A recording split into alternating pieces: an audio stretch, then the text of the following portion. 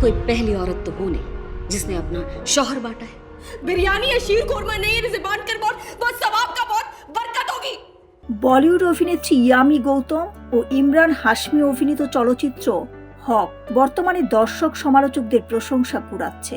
সম্প্রতি এক সাক্ষাৎকারে ছবির পরিচালক সুপর্ণ এস ভার্মা জানিয়েছেন, সিনেমাটিকে বাস্তবসম্মত করে তুলতে তাদের টিমকে দীর্ঘ সময় ধরে গবেষণা করতে হয়েছে।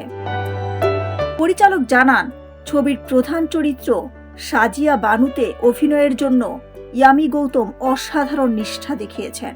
70-এর দশকের প্রেক্ষাপটে নির্মিত এই চরিত্রটি বিশ্বাসযোগ্য করে তুলতে তিনি ব্যাপক পড়াশোনা করেছেন। সুপর্ণ এস ভার্মা বলেন, প্রায় 1.5 বছর ধরে তারা ইসলামী আইনকানুন নিয়ে গবেষণা করেছেন। চরিত্রটিকে গভীরভাবে বোঝার জন্য ইয়ামি গৌতম পবিত্র কোরআনও শিখেছিলেন।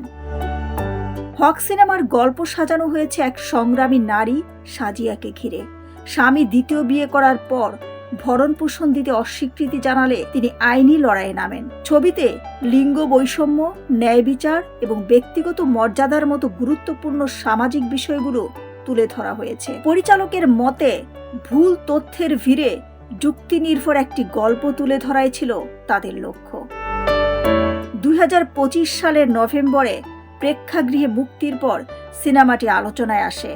পরে 2026 সালের 2 জানুয়ারি ওটিটি প্ল্যাটফর্মে মুক্তি পেয়ে এটি আরও বিস্তৃত দর্শকের কাছে পৌঁছে যায়। বর্তমানে চলচ্চিত্রটি নেটফ্লিক্সে দেখা যাচ্ছে। দিলরুবা খান, বিনোদন ডেস্ক, সোনালী নিউজ।